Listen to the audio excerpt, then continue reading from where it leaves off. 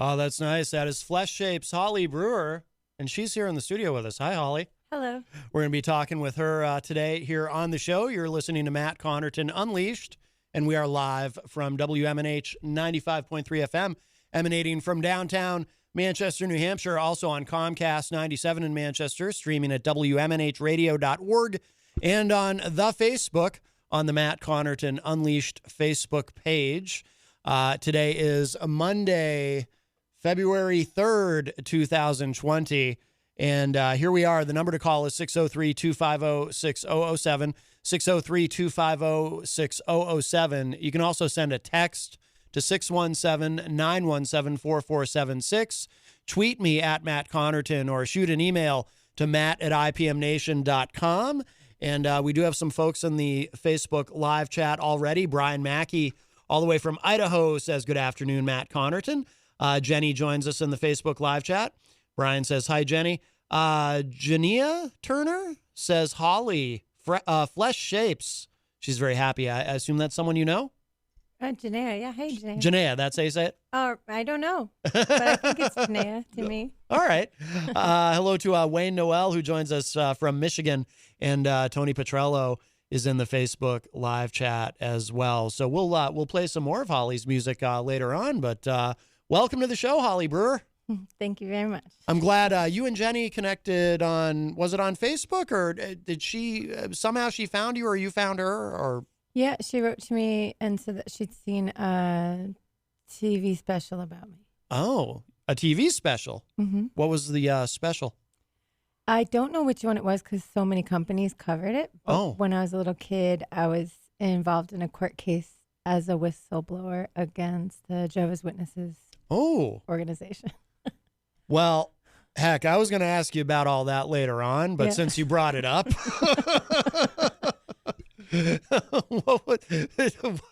let's get to that now, and then we'll talk about the music, I promise. But but this is interesting, and I've known some Jehovah's Witnesses over the years, not very many, but I've worked with a few. I worked with one in particular.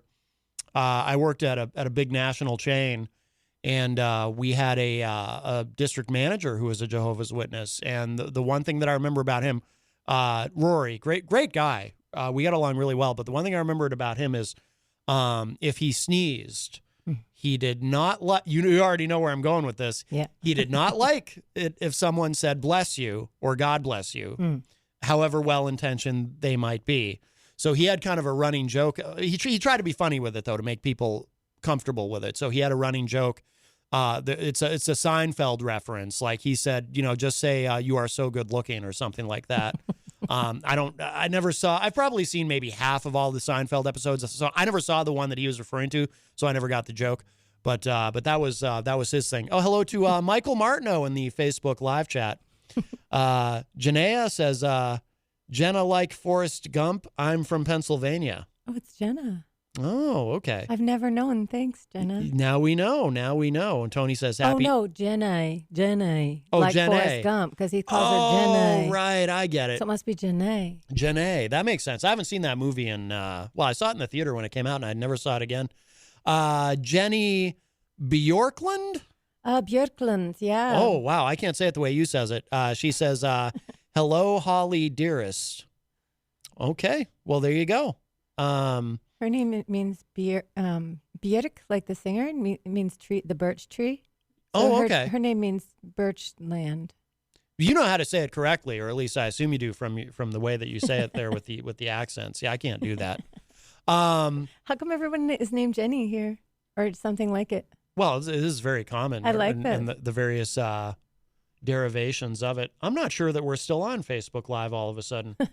I'm getting an error message. No. I might have to stop the feed and restart it. I think we got kicked off of Facebook Live for no other reason than a glitch. But we're still streaming the audio and everything. And, of course, people are listening on 95.3. But I'm going to see if I can fix this. But, so tell us about what happened. And we love whistleblowers here. Mm-hmm. We talk about that a lot on the show and the importance of whistleblowers. Mm-hmm. Yeah, let's see. So, are you the one? Did Rand Paul try to out you? Was that you? I don't think so. Okay, good. I don't remember that. Okay, good. Oh, no, I wasn't in on that. Okay. I know who you mean now. Yes. No, that wasn't me. Okay, good. Mm-mm. All right. No, my stuff was a long time ago. All right. So what happened? Tell us what happened. Okay, so when I was a little kid, I was brought up in the Jehovah's Witnesses religion, and just my mom tried to take. How do you describe it? My mother tried to divorce her husband, my stepfather at the time. Okay. On the grounds that he was sexually assaulting the children. Oh. And in their religion, you need two witnesses that are Jehovah's Witnesses. Yeah. To witness a crime of that nature.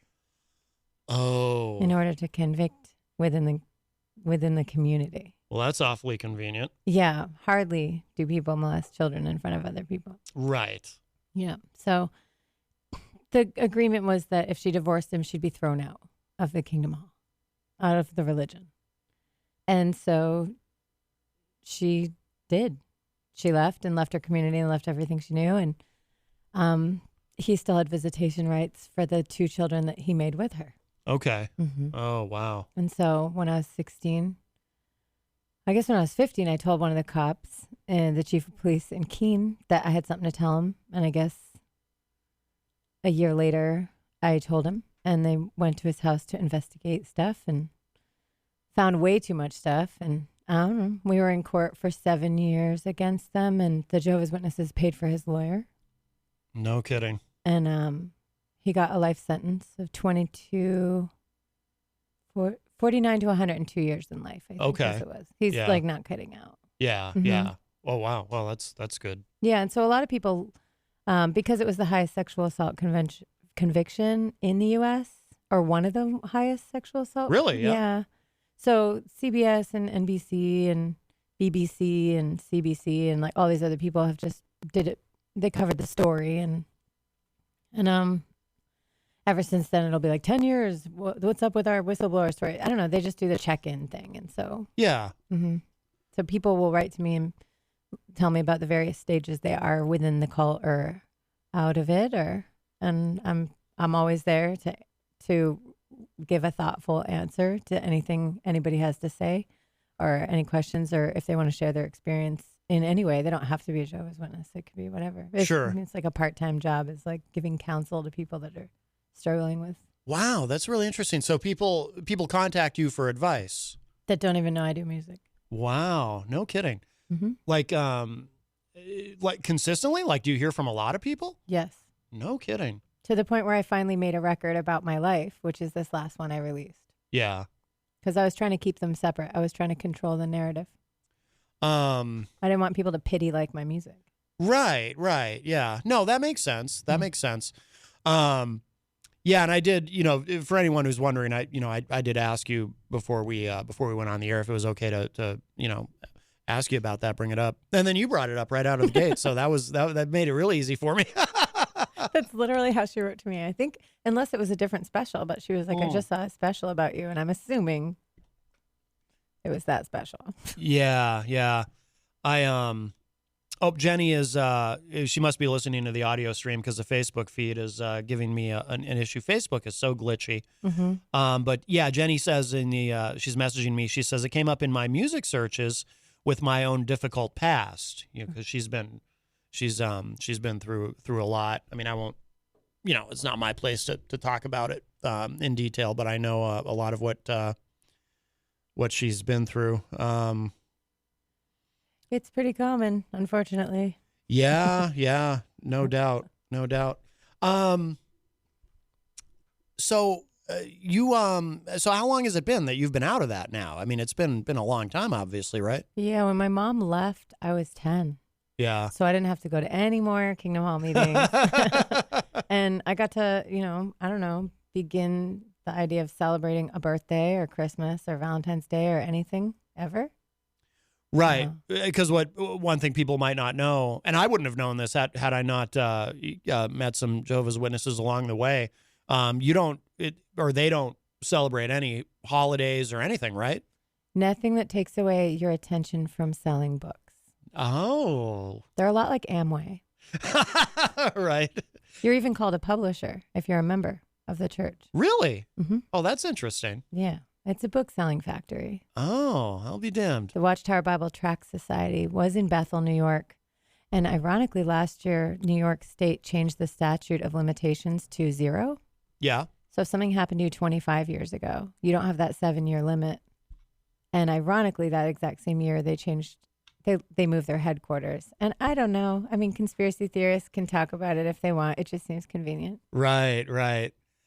Wow. No, that's fascinating. Now, when you so when you got out of it, was there anything about it that you missed? Like, did you miss any of the people, or were you or anything, or were you just glad to be done? That is such an honest question, and I can so honestly say absolutely 0. No, that's good. Not even a tiny, tiny piece. Yeah. I went to a building 3 times a week that had a plaque on the wall that said, "The husband can discipline his wife and children as he sees fit as king of the household."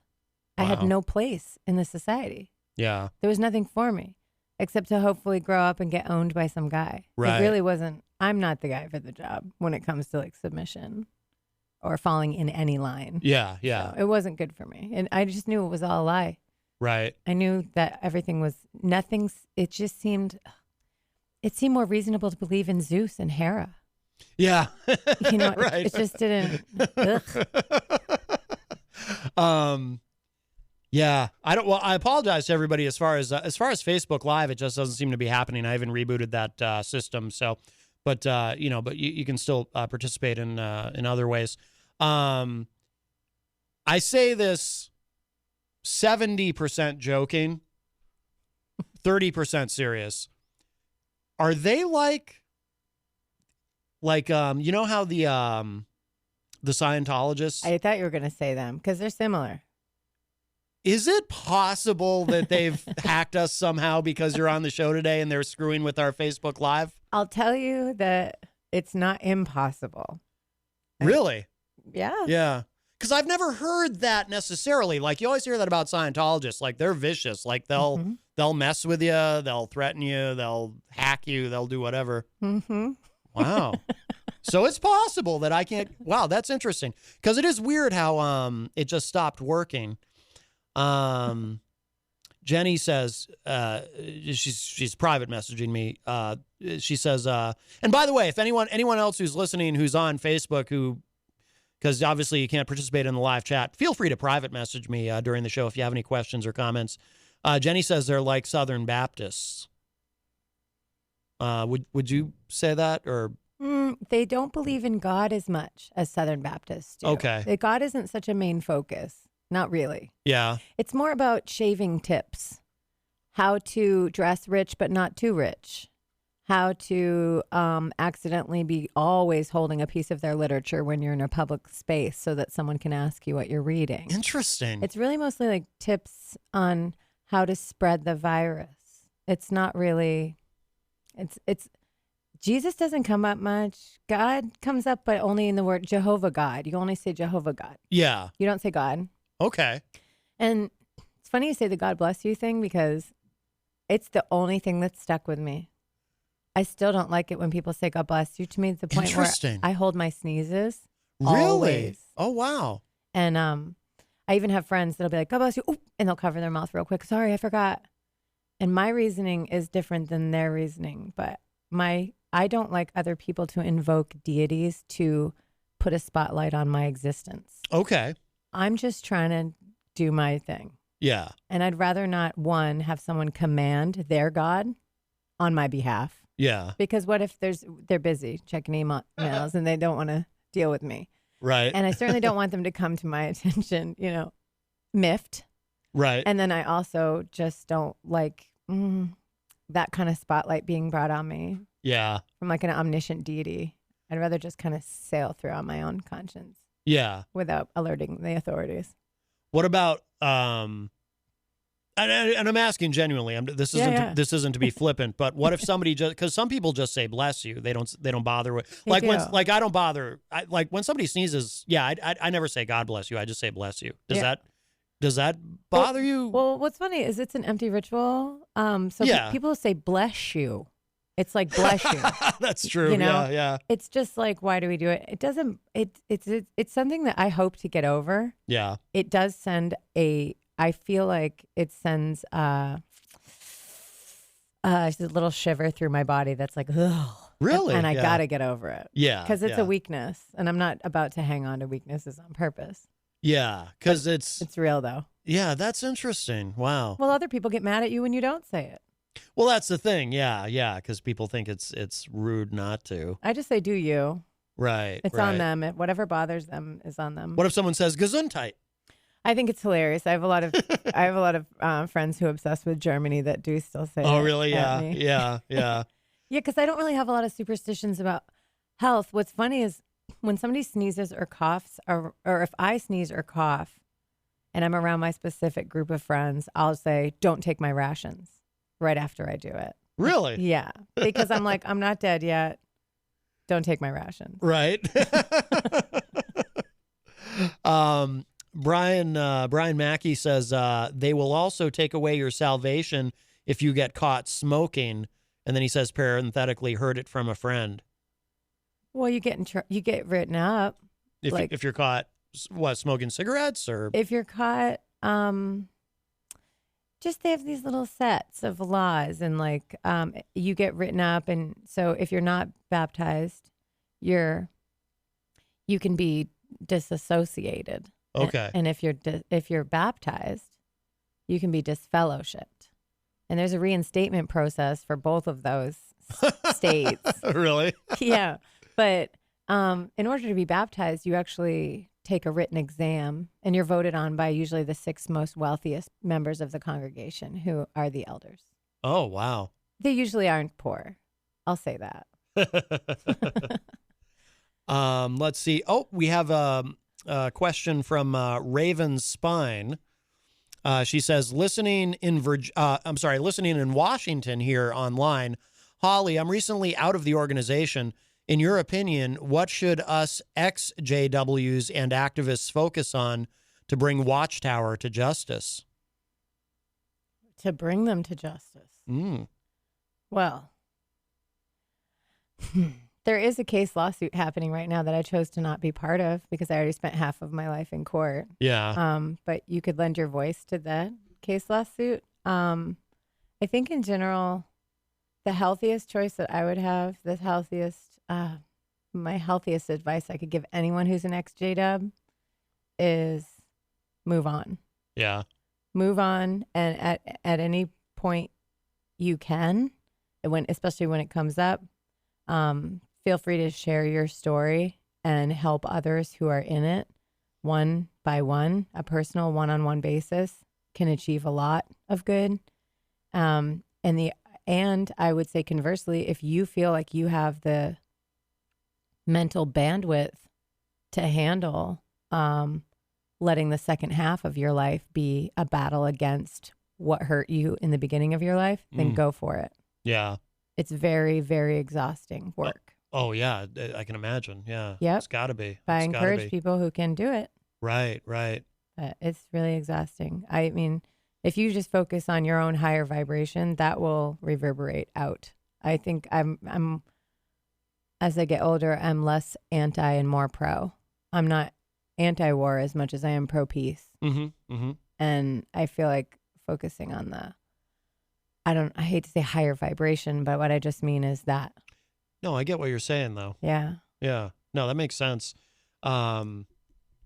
Jenny is asking, how do you let go of the past in your music without it provoking that same pain? Where does the strength come from? Yeah, that's an interesting question Jenny's asking because, so often, and people use music, people use however it is they express themselves creatively to deal with their, pain and trauma and so forth. In fact, Jenny and I went through an experience together a number of years ago that we created an entire podcast about, and that was our way of dealing with it. But it does raise an interesting question because I think for some people there's a barrier where it's hard for them to do that, to harness a creative outlet to deal with their pain, because even just thinking about what they've been through, it's like when you access memories of what you've been through, you re-experience so much of that. So how do you get around that so you can, take the negatives and do something positive creatively without kind of putting yourself through it all over again? Well, my mom always jokes that my Native American name is Silver Lining. Yeah. Yeah, because I'm just like, oh, the house burnt down. Did you get the towels? Who cares? Let's go to Mexico. You know? Right. And I naturally wired that way. Luckily, when I wrote this last album, it took like 8 days, and I was in a trance. I wasn't focused on anything specific, and I was doing a regression, not planned at all. And I think the only way I went through that was I would visit me 4 years ago and have that person describe what the landscape looked like to them and what the colors of the day were and what the thoughts on their mind were. And I didn't offer any future advice, like watch out for this thing, watch out for that thing. Yeah. It was hard. Yeah. And then I convinced that person who was me 4 years ago to keep leaping back with me. And we did for a few years before that, met up with that me. And by the end of the whole project, there was like 16 me's all around the littlest me dealing with some pretty traumatic stuff. And it turned into a circus of energy. And I looked at it as a reporter would look at war. Someone just died. Someone was just born. It wasn't, I was very detached as a watcher. When I started mixing and mastering the record, then I started crying. Yeah. And there's still a couple of songs where I can't really listen to without crying. And I think that that's good because it took me 32 years to cry. And I'm just now starting to be able to cry, which is awesome. Wow. Yeah. For me, because I was really numb before that. The, the whole, the thing about, visiting your previous me or your past me or however it was that you put it, it made me think of, I don't know if, are you familiar with neuro-linguistic programming at all? Not by that name. Okay. But I understand all those Latin words. But you, right. So I also work as a hypnotherapist, and we do a lot of, we just call it NLP, neuro-linguistic programming, but there's a lot of visualization where you can, because you use the word detach, which I notice. So there's visualization where you can sort of detach yourself, look at from the outside things that happen to you from kind of a third person perspective, and it helps you detach from what it is that you experienced. And I was thinking of that when you were describing, like talking to the previous version of you, and eventually there were all these past versions of you, and I thought it's a very interesting visualization. That's exactly the way I can describe it. That's the most I can describe of how that there was no plan at all. Yeah. My mom's a forensic psychiatrist. Oh, no kidding. Yeah, and she, when I played her the record, she was like, "You managed to bully on the process that we go through with people over years and years and years." She's like, "I want to use some of these songs and examples." Wow. Especially the song that describes the process, "Medicine of Time Travel," the title track. Okay. Yeah. We'll have to play that. Yeah.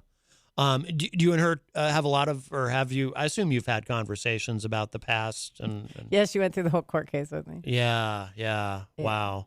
Yeah, she's on a lot of the specials too. Oh, is she? Yeah. Well, because she was the initial whistleblower. A long time ago. She's the one who called it out when I was little. Yeah. And they're like, meh. Right. That didn't happen. They said she was seduced by the devil in their own paperwork that they're not afraid to share. Wow. It's insanity. Oh, yeah. Yeah, and if you can't laugh about things, why are you here? Right. Just go away. Right. It's not worth it for me. If I can't laugh, I'm not supposed to be here. Right. As soon as I'm done with that, I'll be done with everything. Pamela Thomas is online on Facebook. She says she's listening, and Jenny shared out the link to the audio stream on the Matt Connarton Unleashed Facebook page, because I keep trying, but these JWs have. It is. I mean, it could be a coincidence, but I don't know. The chances are never zero. Yeah.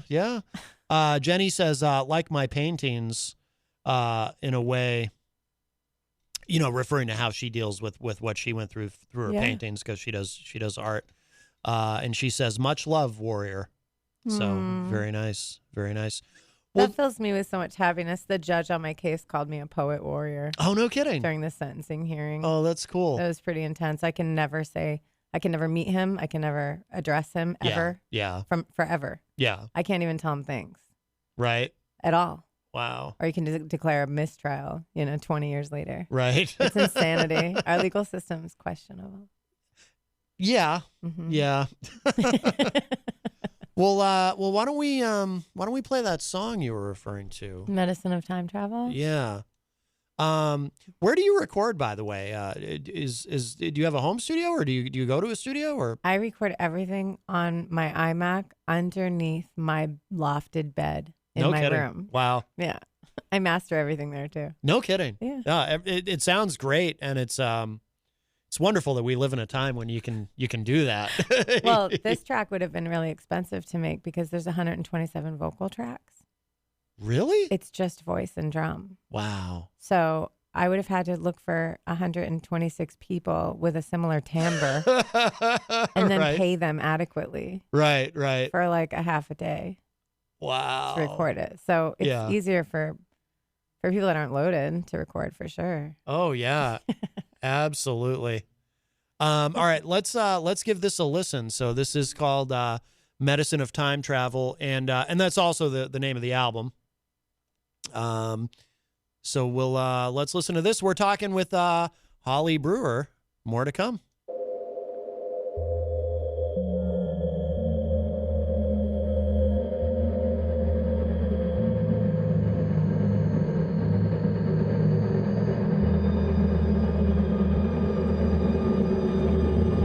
Hey, Holly just alerted me. I clicked the wrong song. Maybe we'll come back to this one. Okay, here we go.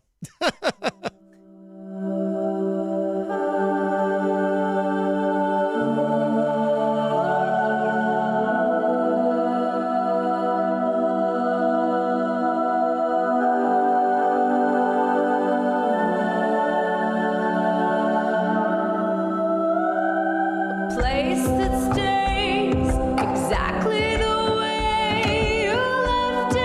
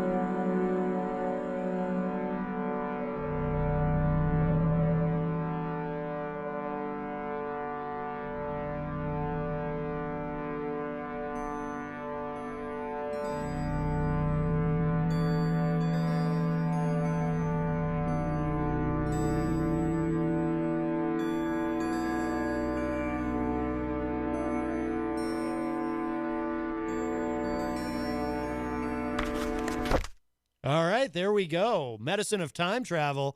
That is Holly Brewer, who is here with us in the studio. You're listening to Matt Connarton Unleashed, and we are live from WMNH 95.3 in downtown Manchester, New Hampshire, and, of course, streaming at WMNHradio.org. The Facebook Live is not working, but I am receiving messages. You can private message me on Facebook, however. Feel free if you have questions or comments or anything at all for our guest, Holly Brewer, who is here in the studio with us. And, in fact, let's see. Ryan Biddle just messaged us and says, Holly, there was a particular song or moment where you knew you were meant to dedicate your life to art and music. I knew when I heard you sing White Rabbit at Panucci's. Congrats on the new album. It makes me cry too. Powerful and beautiful. Ryan Biddle is awesome. He is, so a long time ago, him and this DJ Pharaoh, kind of from this region, back in the 90s, like really, or like mid 90s, they had me sing on this really cool track they were doing. And I've stayed in touch with both of them since then because they're just like the most genuine, awesome, down to earth people. Yeah. And I definitely loved, I was in a band called Veil, and we used to cover White Rabbit because why not? Because the timbre of our voices is like way too identical to not do it. And I love playing that song. I just wish it was like 1 minute longer. I feel like it's like 1 minute long. Right. It doesn't seem right. Hey, Ryan. Hey, Sonia. So Jen A says, Holly's new album is so close to my heart. I felt like I traveled with her through time. It really hits hard, and I had tears when I listened. I highly recommend listening with earbuds really loud, and you can feel the music and hear the echoes and sounds along with her amazing voice. I saw her with Human Wine years ago, opening for the Dresden. I remember the Dresden Dolls. And I can't wait for her to come around Philly at some point so I can see her again. Will the Facebook Live video be posted later if the Scientologists don't remove it? This is how rumors get started. Close enough. No, it won't be posted because the Facebook Live video, unfortunately, is not recording because the Scientologists or the Jehovah's Witnesses or someone could be someone from the government, could be someone from the deep state. Never know. You never know. Has hacked us. And let's see. Also, Franny Buckle Thistle Franny says, hi, Matt from the Highlands in Scotland. Yeah. And a special hi to my awesome friend, Holly. Oh. Very nice. Very nice. Franny. Thanks for listening. Yeah. So you are international. They are. Well, but you have fans everywhere. I have friends everywhere, that's for sure. There you go. Let's see. Jenny wants to know about your influences musically. That's pretty easy. Yeah? I could totally just name a list of people that be honest. Yeah. Julie Andrews. Yeah? As a kid, one of the only things I was allowed to watch was The Sound of Music. That's one of the few musicals I actually enjoy. Yes. Yeah. And so I watched that over and over and over. She basically taught me how to sing. Huh. And then when I grew a little bigger, I liked Cyndi Lauper a lot. Yeah. And I've still never stopped loving her. Yeah. And then when I discovered punk rock, I really liked Eve Libertine. Okay. Is the singer from Crass. And she more talks than sings. Okay. But she can sing. Yeah. She just doesn't. And so since she's British, she has a naturally higher voice than us. Oh, okay. So her talking voice and her singy talky voice was very high pitched and pretty. Something I don't have. I'm a lower voice person. Yeah. And then Lisa Gerrard is the singer of Dead Can Dance that was on 4AD. And she's since moved on to do like the soundtrack for The Gladiator. She's done a lot of soundtracks. She's anything ethereal that you ever hear from me. I never don't think about her as one of my mentors as a teenager. Yeah. lyrically, I love Sinead O'Connor. Mm-hmm. Vocally, I think she's a female Freddie Mercury level of vocalist. Yeah. Ani DeFranco is a huge influence. Oh, yeah, I love Ani. Because the way she words things. I don't word things like that. Yeah. But she does. Yeah. And I love it. Yeah. And for boys, Danny Elfman I am the biggest Oingo Boingo fan that you will ever meet on the planet. Yeah. And I love Danny Elfman's voice. I love the way that he is, the way he orchestrates his songs is immaculate. Yeah. I love Sepultura is my favorite band. Oh, no kidding. On Earth. Yeah. There's not Soulfly. Yeah. But old Sepultura. Yeah. Yeah. Max Cavalera was singing. Yeah. Love Sepultura. If I could sing like him, I would. Yeah. If I could sing like his voice. Yeah. Mike Patton, again, somebody who is a Faith No More guy, and Mr. Bungle and Tomahawk and all those other things. Yeah. He is, I just love it when I notice that a voice is an extension of someone's soul. Mm-hmm. They don't have to try. They don't have to pretend. They don't have to have an affectation. Right. There are people with affectations that I do like. I like Dolores O'Riordan's voice immensely. Mm-hmm. But I've always wanted to hear her real voice. Oh. What is not being pushed by the labels. Mm-hmm. Her first few demos, you could hear it, but then they were like, you have to do the yodeling thing or you're not allowed. And she sounded different on the demos? She just wasn't so Captain Yodel Pants. Interesting. They were pushing it hard. Natalie Merchant's another person who I've always wondered what, without the Kermit the Frog affectation, what they sound like. Shakira is one of those people. I'm always like, what do you sound like underneath it all? Yeah.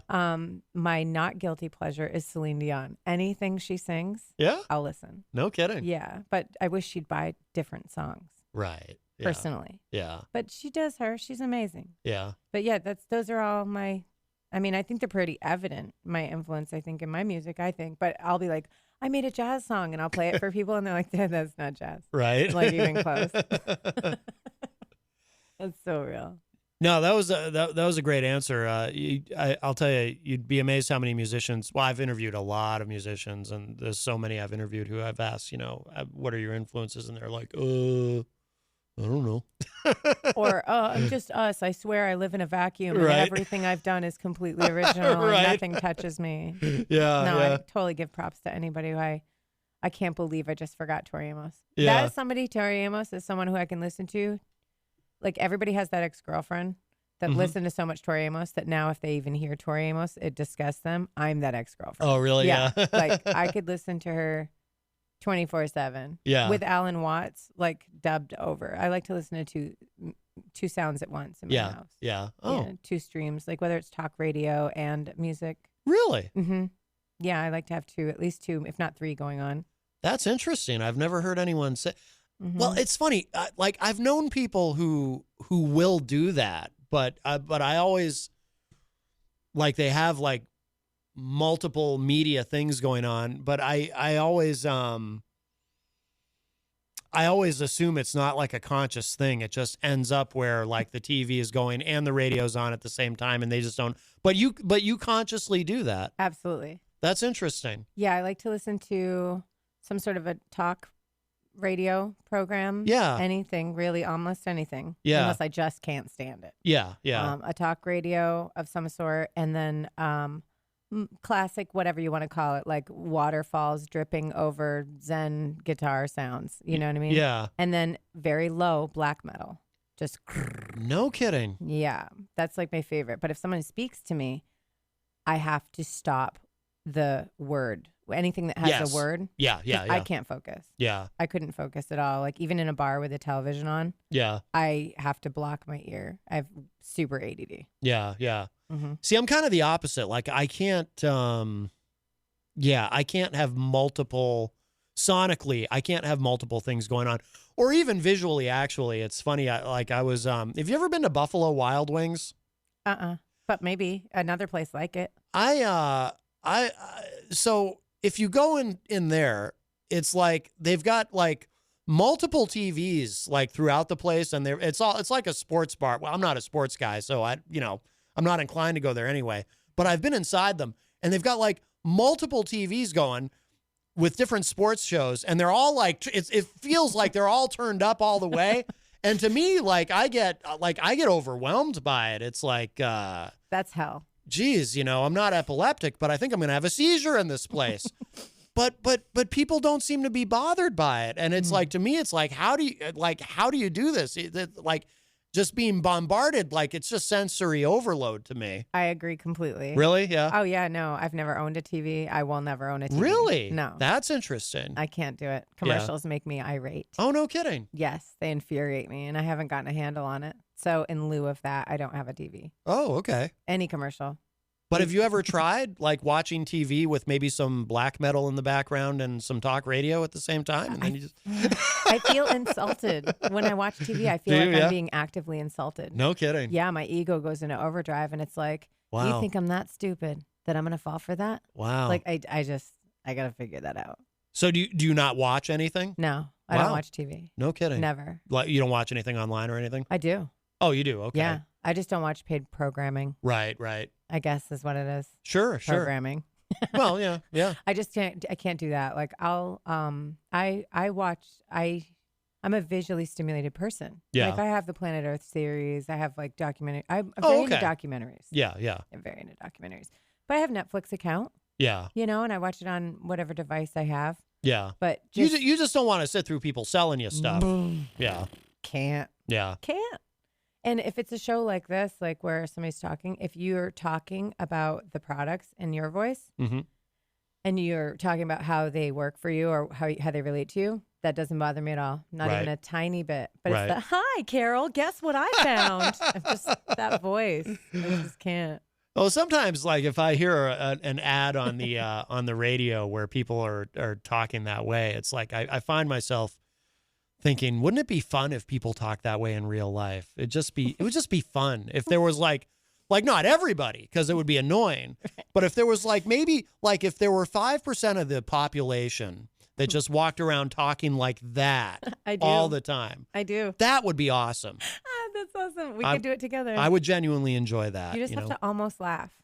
Right. Everything's almost funny. Yes, exactly. Let me just tell you. Okay. Like, it's just always almost funny. Wow, I see what you mean, Holly. Yeah. Totally. Right. We could do it. Yeah. Oh, boy. Jenny was commenting, it's very impressive that you're able to record in your bedroom and make it sound that good. Ableton. Shout out. Ableton? Ableton is a program that's not Pro Tools, but it's like it. Yeah, I'm not familiar with Ableton. Mm-hmm. Ableton is who I use. I could achieve the same thing with Pro Tools. Yeah. I just didn't care to enjoy their interface early on. Is Ableton more? I'm kind of a geek when it comes to this stuff. Is Ableton more user friendly than Pro Tools? Would you say? It's more user friendly. Okay. I don't know about other users. Yeah. But me personally, I like the colors. I'm really sensitive to blue. Yeah. And I don't like it much in my workspace. Okay. And there's none there. Oh, okay. So that's nice. Yeah. I get a lot of blue from Computer Life. So when I'm in a program and it's like gray or orange or red, those make me happy. Oh, interesting. Mm-hmm. Okay. My favorites. But I'm trying to dye my hair blue this year to get over my azurophobia. Oh. Yeah. The what kind of phobia? It's kind of like an azurophobia, I suppose, if there are to be a moment. Right. So you have tried Pro Tools and you found Ableton? It's super blue. What about GarageBand? Have you used that at all? I did. I have. It's good for quick notes. Yeah. But not to record a. I mean, if you're trying to get in there within a millimeter of a blend. Yeah. Just nuance. Yeah. For nuance, just save up and get $500 worth of equipment. Mm-hmm. Just do it if you can. Just save up $500 worth of equipment, even if it takes a couple of years. Yeah. And you'll be happy. It's like having a good sewing machine or a good guitar. Yeah. I mean, Does Ableton cost anything, or is that freeware? It is not free. Okay. I feel like it's only around. I feel like it's cheaper of them. I feel like it's between $500 and $600. Oh, okay. And I got my copy 5 years ago, and just grabbed the updates. I think I'm not on like Ableton 11 million or whatever. Yeah. Mm-hmm. Yeah. No, I love Ableton. It's great, and I have I bought it, and then wrote a 40-song album for Human Wine with Matt, who I do Human Wine with. Okay. We neither of us had ever even touched the program, and the Kickstarter was already complete and the money was in, and we were like, we have 10 minutes to learn this program. And then we made a 40-song album on it very quickly. No kidding. And then this is the second project I've done on it. And I've probably used 8% of the program. Yeah. So far. Wow. Okay. Yeah, there's so many buttons. I don't even know what they do. Right. Yeah. I paid one of my friends $50 who lives out in California to give me like an hour-long tutorial. Oh, really? Yeah. And was like, okay, I guess I'm good now, because I used to do acid. Okay. Yeah. And we should clarify, we're referring to the program. The program yes. acid. Yes. I used to do acid, and then acid after acid Vegas, which really actually wow sounds like a sentence. It really does. But I mean, but Vegas was good because you could edit video and audio at the exact same time using acid's brain. Oh, okay. This conversation sounds like we're talking about the Beatles. Right. These are programs. Little bit. Yes. Programs. Right. But they're all the same. They're all the same. Are you able to master also on Ableton, or do you use something else for that? No. Okay, so you do the mastering on that too. Wow, that's pretty cool. Yeah, or I could send it away to Sterling for like $8,000 and have some janitor press play, and it doesn't really sound different. Because that's basically what happens. Yeah. If you don't know a guy. Yeah, that's true. Because back when we were on Warner Brothers, that was the joke. We would send it to Sterling, and the janitor would press play and just send it back to us because it didn't sound any different. Really? But it was like $8,000. Yeah. No. Wow. Hey, the world needs janitors too. I love janitors. Yes. I wish they got paid part of that $8,000. Right. Instead of like the $11.50 an hour or whatever they got.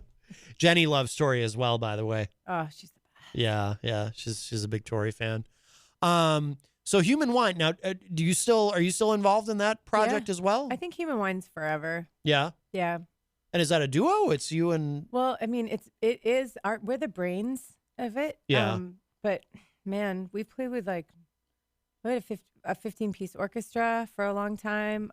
It's basically like we used to take people from every town to cut down on tour costs. Yeah. And just trust that they knew.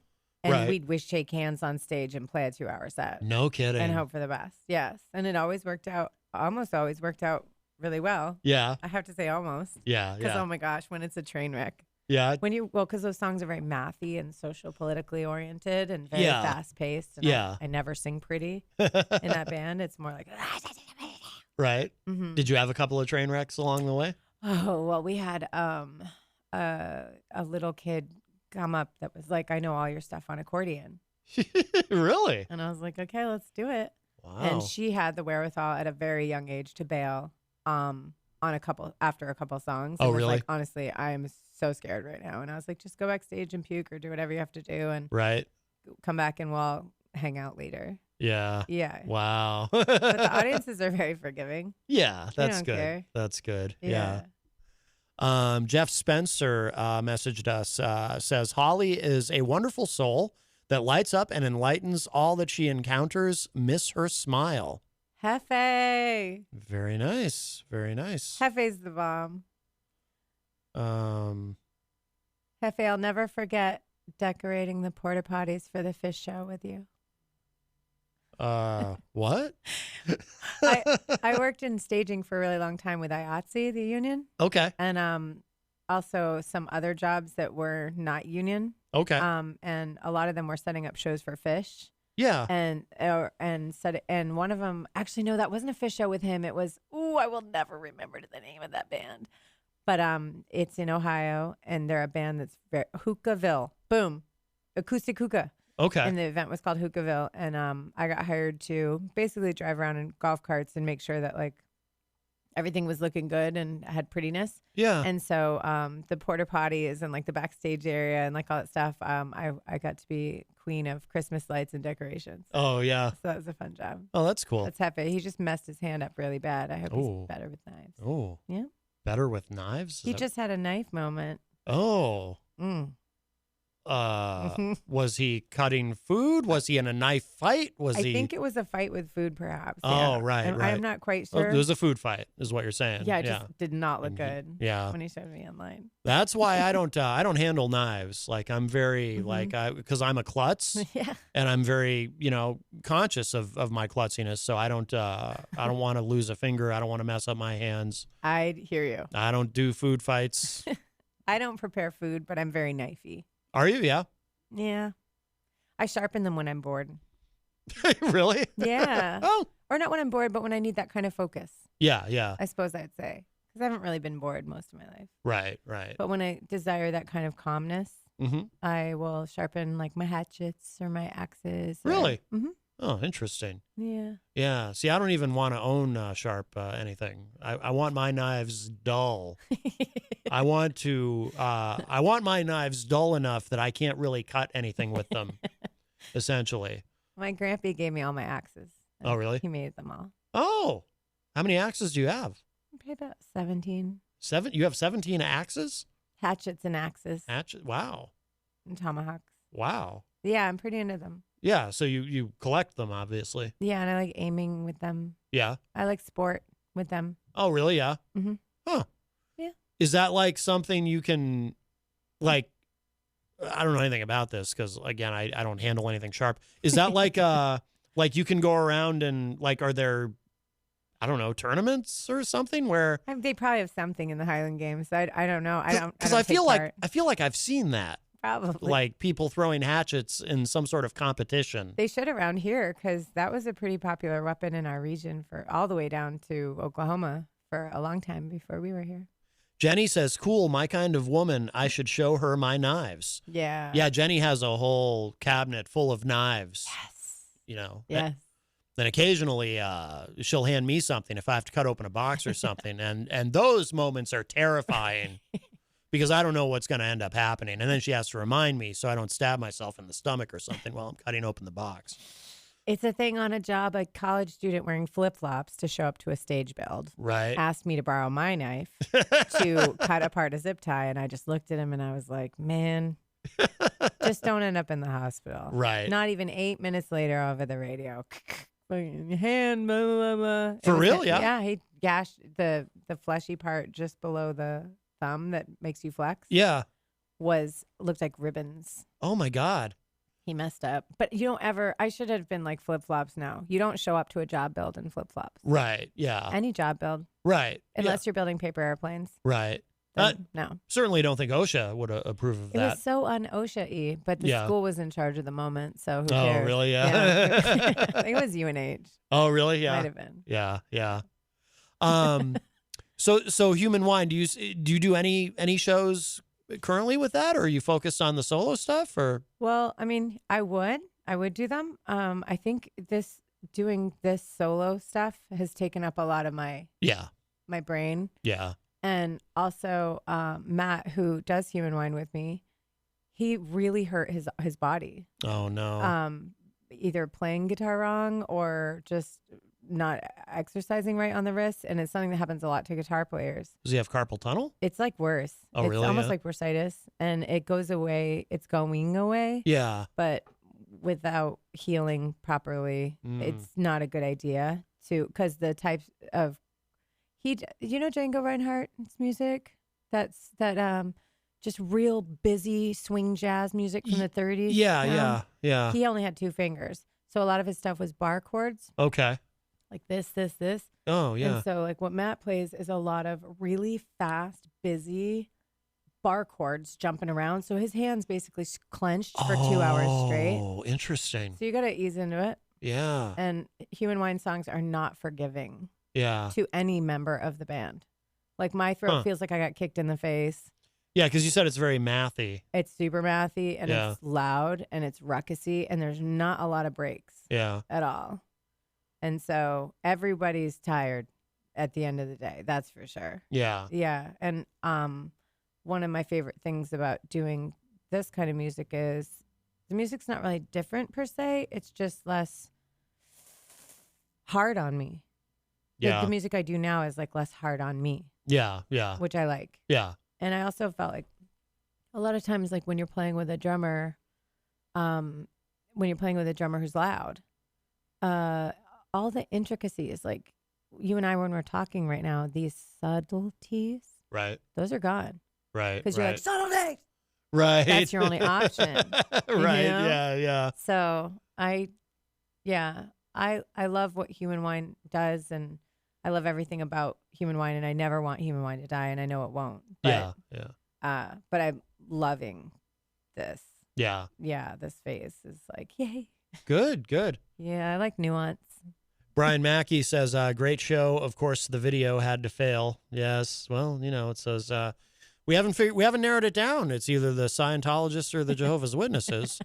I would tend to think it would be the Jehovah's Witnesses, but it could be the Scientologists. I don't think they're invested in my story. Yeah, but see, they might feel some sort of kinship with the Jehovah's J-dubs? Witnesses, right? I mean, J-dubs, yes. They might feel, there are similarities, right? So many.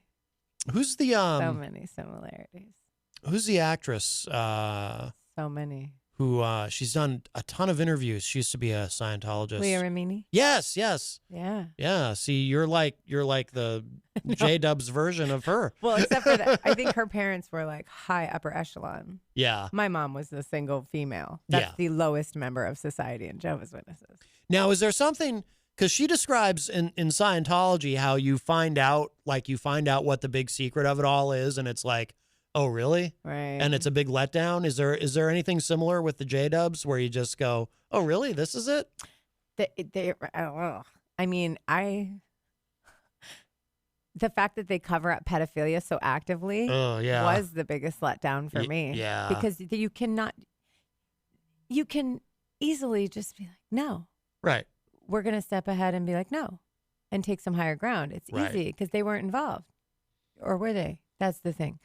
Yeah. But the letdowns, the 144,000, the math of it all, no, not for me. But I do know people that stayed in it since they were little, and they have had a big letdown. Yeah, the 144,000 thing. So they believe that there's 144,000 people who get to go to heaven. Is that what it is? First. Oh, first. Including Moses and all the people that have been dead. Yeah, so not a lot of room. Okay. Now, for the first call, people, that's first call. But is the first call a portion of the 144,000, or is it the whole 144? And then maybe if we're lucky, the rest of us get to go. Yeah, like the first call is 144,000. Okay. Get to chill. Like during Armageddon, they'll be whisked away to the safe zone. That's exciting. Yeah. And then the other kids that are just J-dubs that are baptized or unbaptized, they go through Armageddon. Okay. And deal with Satan. Roaming the earth for a 5,000-year reign, seeking to devour. Which probably isn't as fun as it sounds. No, but I don't. They don't mention whether your like stasis is halted at that point, or if you just go ahead and die, and that really 5,000 years really go by. They don't mention, and then magically Satan gets sucked into the lake of eternal fire, and the earth is made into a paradise, and everyone who's 144,000 that have been chilling in heaven get to go down to earth to enjoy the paradise. And it's 78 degrees, and I think everyone's 25 or 26 years old. Oh, nice. So I don't know if you're like when you're 3 when that goes down, if all of a sudden you just jump to 25. They don't really discuss that. That would be confusing. Details. Yeah. But I like the 78 degrees idea. Yeah. I mean, that's like my optimum temperature. I love it as well. Yeah. It's perfect. Okay. 82 to 76 is fine. But I'd want to speed up that 5,000 years thing. That's the thing. Yeah. I don't know. I don't know. I mean, that's a long stretch. Toaster ovens are older than that religion. Right. We, on the show, we make fun of Jim Bakker a lot. It's easy. And yes, it is.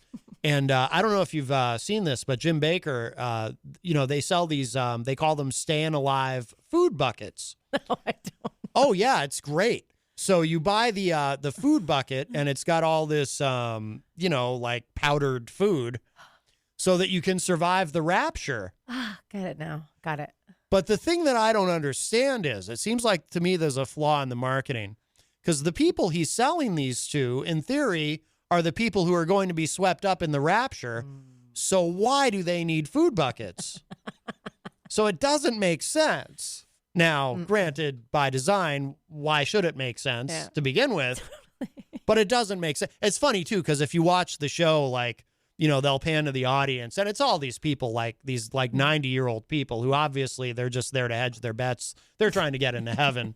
You know, they probably know this is silly, but they're, you know, they just want to make sure.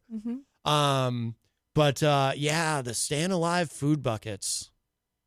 But, you know, I mean, it's not like I have any sympathy for anyone who falls for that, because I really don't. No. And it is a lot like the bulletproof glass around the Pope. You know, why is he so afraid to visit God? Right.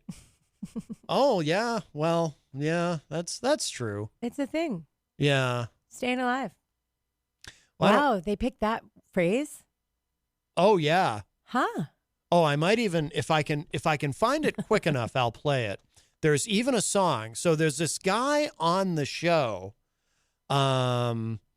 His name's Kevin Shirley. Ooh, I bet I can find it that way.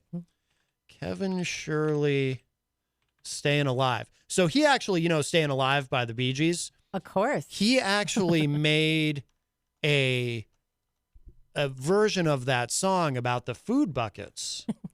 Is he in on it? Or is he out of it? Oh, he's a believer. He's a true believer. He's in on it. That's cool that they picked a gay anthem for a Christian group. Yes. Almost as though they're trying to subliminally reveal something. Because, yeah, I can't find it. See, it used to be on YouTube and it got pulled. Somebody associated with the management of the Bee Gees probably said, nope. Too close. Yeah. Too close. Too close. Too bad. It's great stuff. But yeah, he's like, I can't even. Huh? I wish I could remember some of the lyrics. It was pretty good. Well, so Holly, you have to deal with a moving of the vehicle, correct? Correct. We can play another song. Do you want to do that and come back, or do you need to go, or what do you want to do? Because you're welcome to stick around for hour number 2. This is great. Yeah, let's hang. All right. I'll just go do I'll admin. You can go do what you got to do with the vehicle. And, and before you leave the room, I'll need to give you the code to get back into the building because it's after 5. Secret. But that's fine. Actually, I can message it to you. What do you want to play? We'll play another track from the album. Bows and Arrows is the I like that one a lot. Song with the littlest kid and everyone around them. I played this the other day, actually, when I was promoting that you were going to be here today. Let me make sure I'm actually playing the correct song this time. I think so. Okay, so we'll give this a listen. So this is Bows and Arrows from Medicine of Time Travel. How long has the album been out, by the way, or is it out yet? I released it September 2019 and then went offline for 3 months. Oh, okay. So it's pretty new. Oh, okay. So then it came back and it's new. And then this year I'm doing one song a month on my Patreon account. And I just released the January one on the 31st, like skin of no kidding. my teeth. Yeah. So that's the newest, but that's not public yet. So. Okay. All right, cool. Well, so we can we'll chat more when you come back. So we're going to take a break. You're listening to Matt Connarton Unleashed. We're live on WMNH, and here it is. This is called Bows and Arrows from Holly Brewer. Don't go away.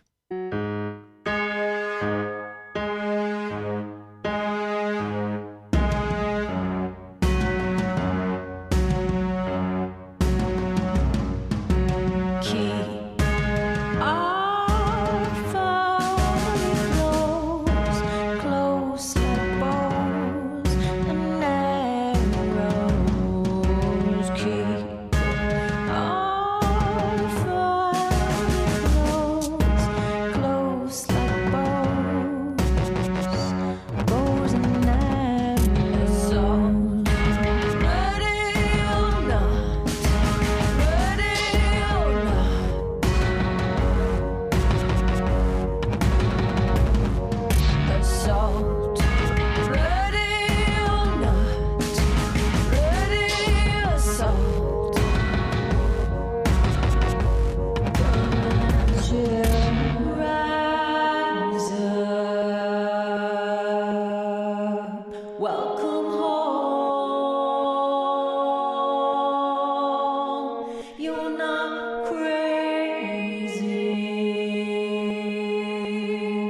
You're not alone.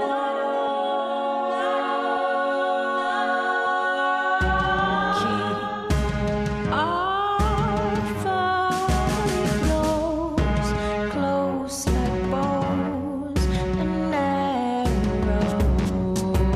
Keep our family close, close like bows, bows and arrows.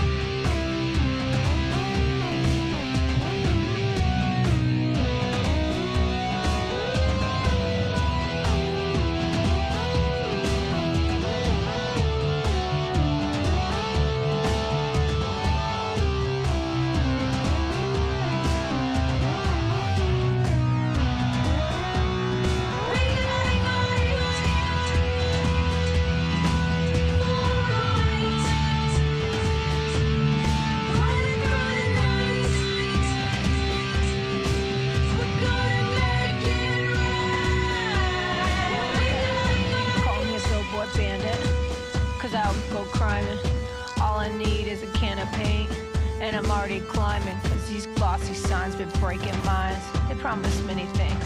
I'll take on every advert, expose what it really means.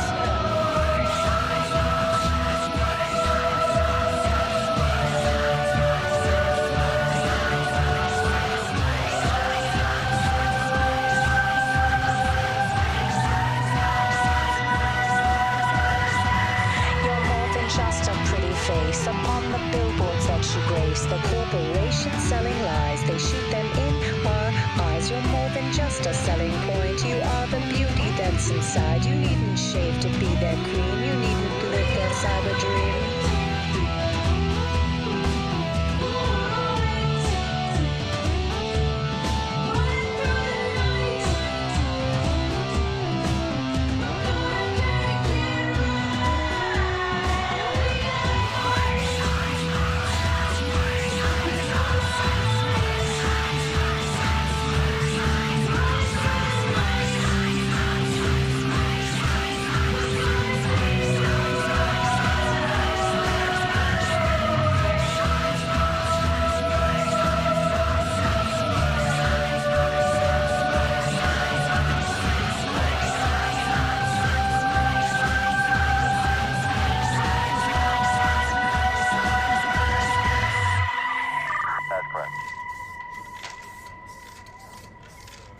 Come on down to the Hop Knot at 1000 Elm Street, Manchester's premier craft beer and gourmet pretzel bar. Tell us more, Trudy. We make our dough fresh every day. We make a variety of styles of pretzels and serve craft beer, cocktails, and a few bottles of wine. We do the traditional pretzel, and we have multiple flavors for that. We also do stuffed pretzels, pretzel sandwiches, free dessert pretzels, and pretzel knots. The Hop Knot in the Brady Sullivan Plaza at 1000 Elm Street.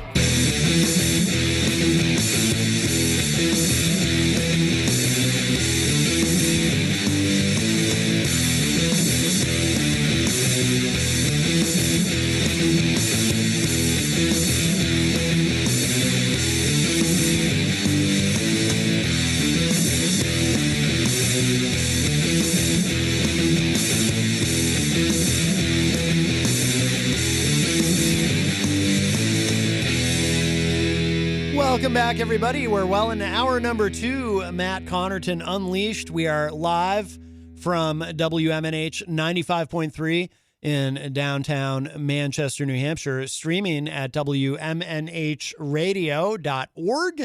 And Holly Brewer is here with us today. You successfully moved your vehicle? I did. Yes, that lovely 2-hour rule that we have around here. And it says after 6, it's not. Right. There's no time limit. Right. So I just kind of hedged my bets that I could just re-up and we'll see what happens. Yeah, the ticket's only $10 anyway. It's That's not what I like it's a figure. yeah. It's not like a 70. That's right. If you'd like to give us a call, 603-250-6007, 603-250-6007. You can also text 617-917-4476. Tweet me at Matt Connarton or send an email to matt@ipmnation.com.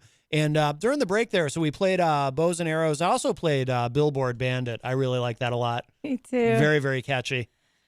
No, I dig that. Do you play everything or do you? Yeah, all those little black metal voices and everything. Yeah? Those are all me. Wow. Everything. And the guitar sounds in that were done on a piano Oh, no kidding. with a Jimi Hendrix amp. Oh, wow. And Oh, very cool. for that song, I just basically was like, what did I listen to when I was that age? So I put in Pat Benatar sound. Yeah. And I tried to come up with the cheesiest 80s lyrics you could come up with. We got to fight for our right, running through the night. I almost said danger zone, but I didn't. Right.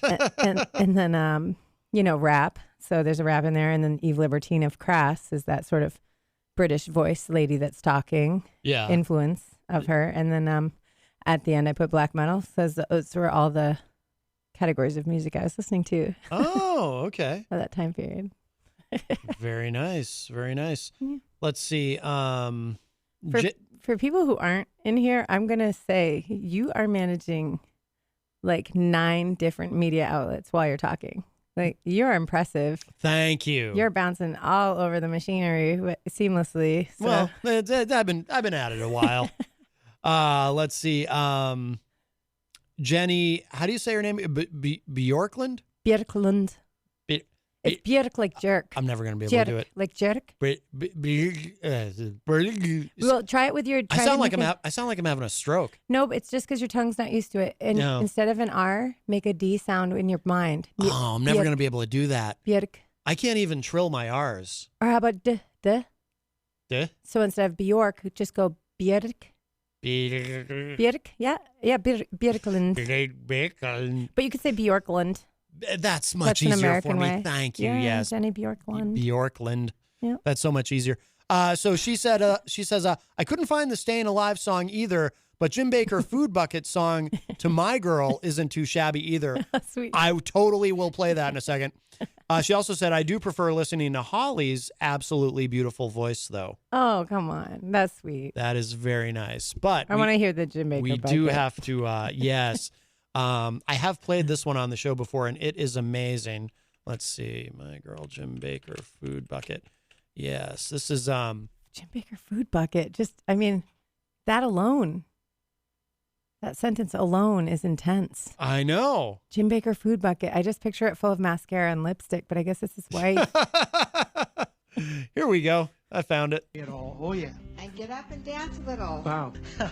I love summertime. I've got burgers made of beans. They're never fried. Saba chips and salsa to keep me warm way deep inside. Oh yeah, I guess you'd say, Jim and Lori, help me be prepared today for end times.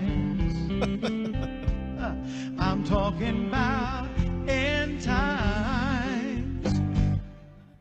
Oh, I've got powdered food for a stormy day. Beets and spinach and blueberry and strawberries.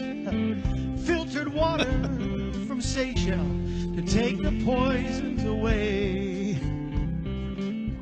I like that too much. I guess you'd say, Jim and Lori, help me be prepared today for end times. Oh, these end times, end times.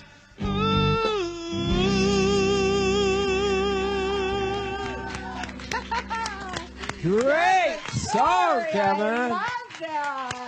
I love Wow. it. I just looked up to the monitor. I still have this bowler hat on. You know, you don't know you had a hat. Now, if that doesn't inspire you to buy some Jim Baker's Food Buckets, I don't know what will. I have questions. Yeah? Who's Lori? Oh, that's Jim Baker's wife, because Tammy Faye died. He remarried a woman named Lori. Yes. Okay. And is that guy serious who was just singing? Yes. But he was laughing. Like he knew how absurd it was.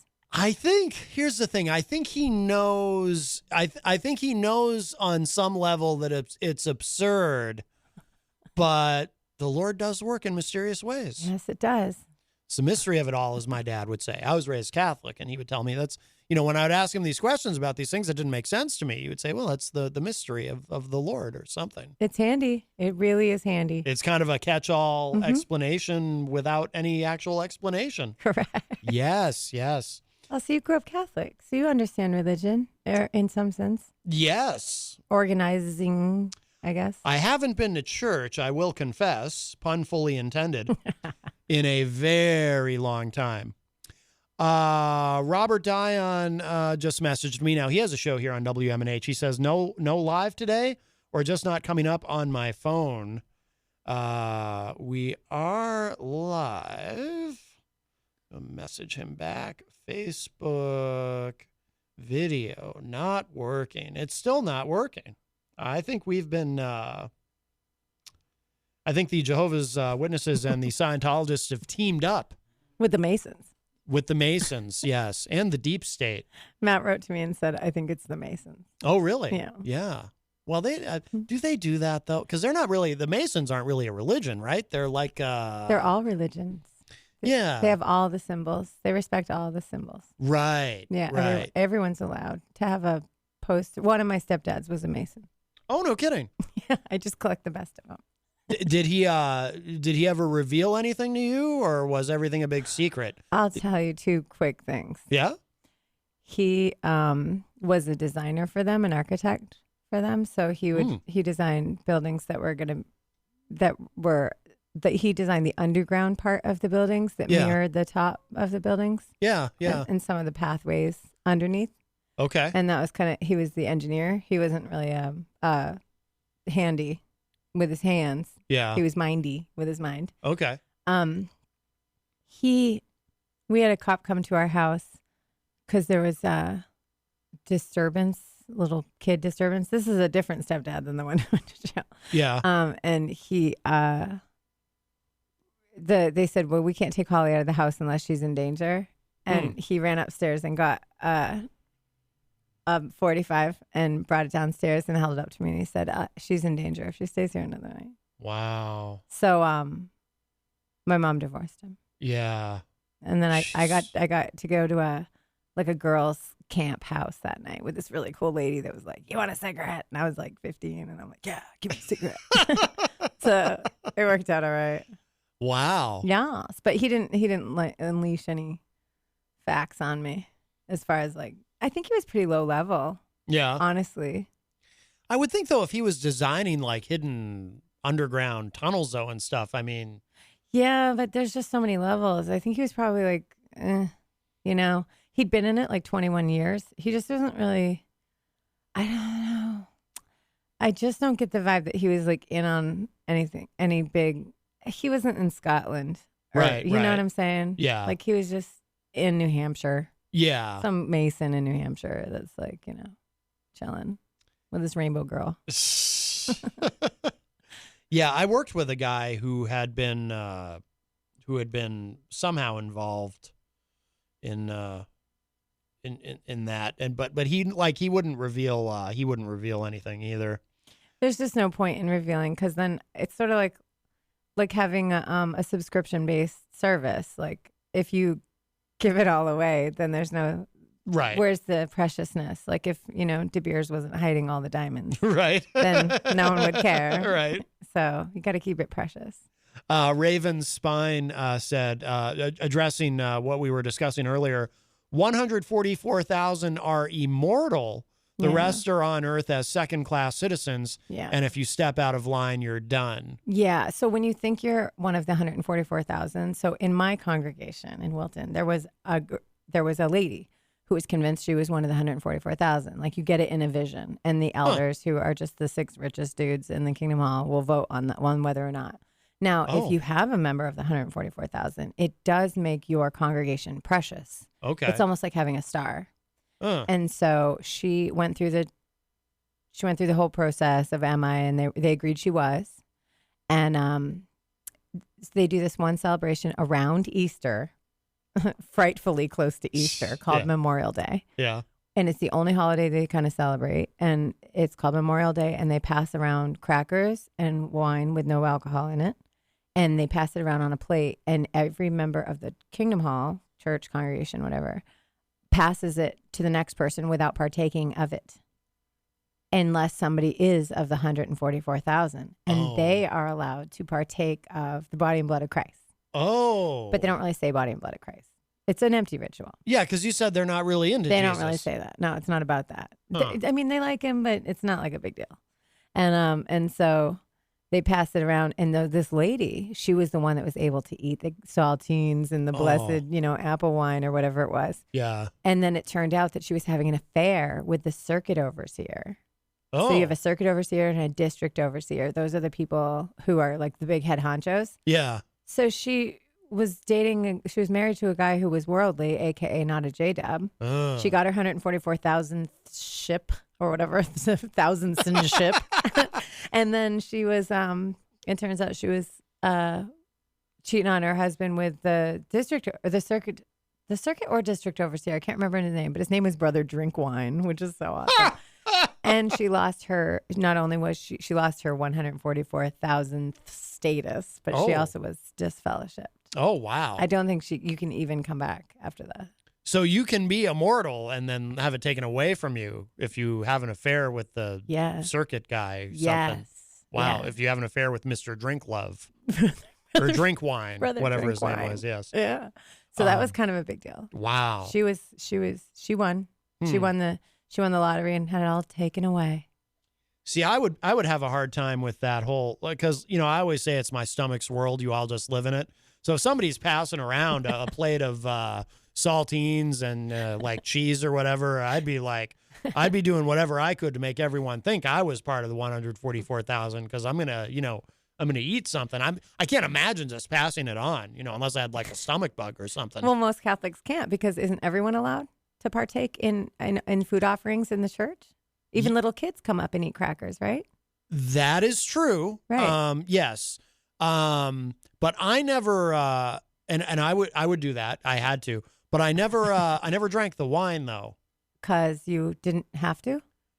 Right. Yeah. No one ever told me I had to. And, hepatitis and, I know. I don't want that. It's rampant. And, plus when I was a kid, it was like, I didn't know if I was supposed to or not, really, because I was a kid. So it was like I was underage. So I don't know if you had to be 21 to drink the blood of Christ. I don't know.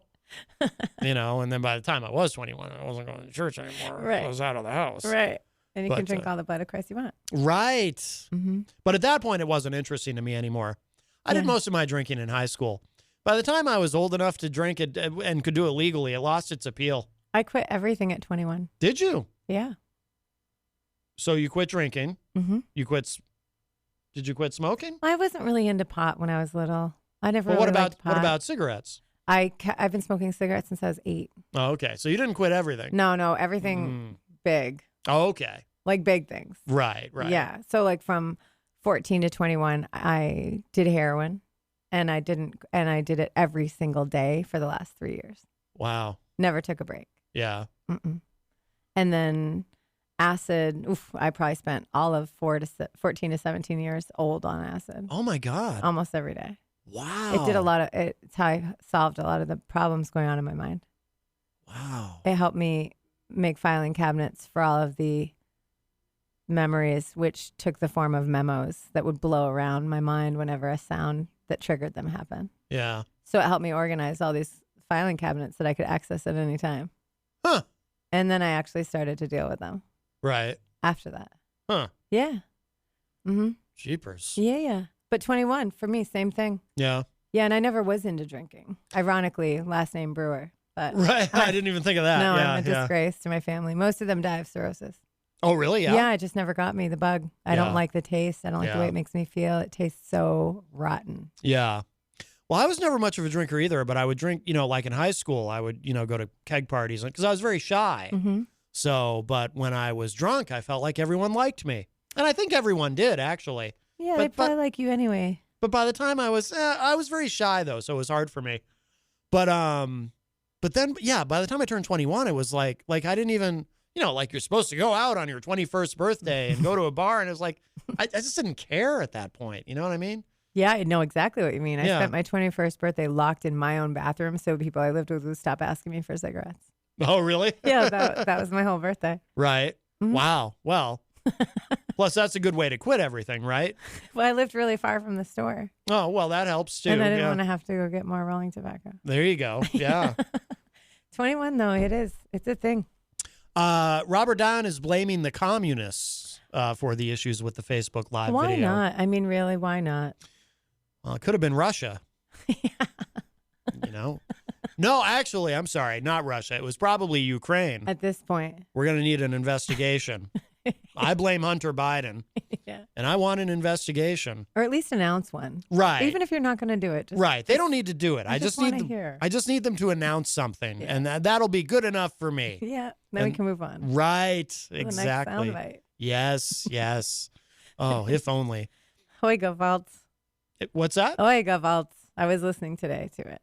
What is Oiga Waltz? Oiga Waltz. It's sort of like an exclamation. It's like a Yiddish exclamation. I was going to say, I feel like I've heard Jenny say something like that. Yeah. Oi, oi, oi. Oh, Yeah. I've definitely heard her say that. Yes, yes. My friend Nahum taught me like a bunch of Hebrew and he actually taught me the proper way of singing Hava Nagila. Oh, which okay. I never knew. I have a lot of Arabic influence in my life, but definitely not a lot of Hebrew. It was mostly from him. Yeah. Hmm.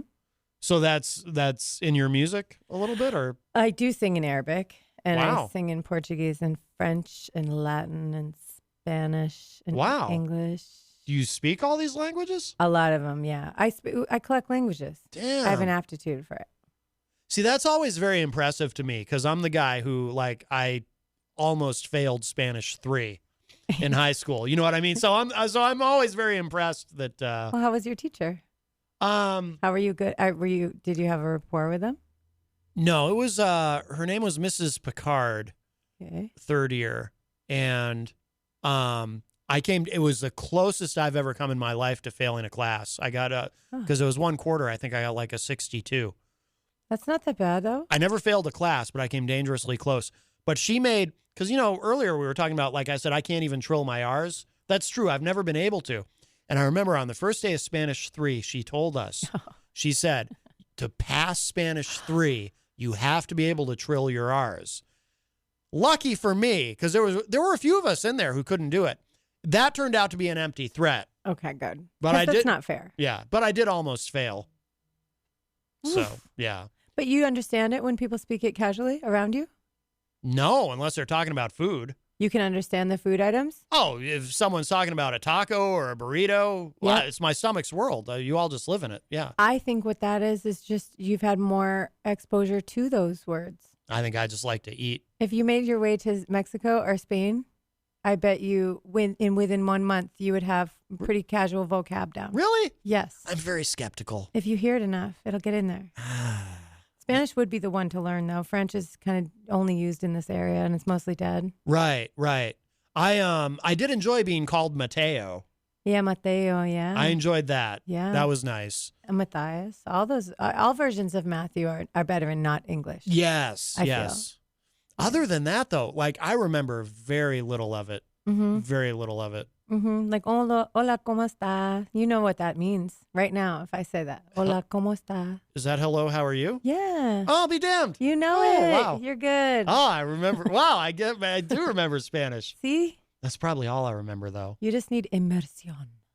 That sounds like immersion. Exactly. We're but Latin-based. that's easy, though, because it's basically the same. That doesn't even count. We're Latin-based, so you have Yeah. a leg up on anybody over there that's Latin-based. I remember library is biblioteca. Exactly. I'm probably not saying it quite right, but that one sticks out in my mind just because it's fun to say. Yeah, and bibliography, Bible the book. Oh. Yeah, it's all comes back from the mother Latin. Yeah. Yeah, biblioteca, you got it. Yeah. Yeah.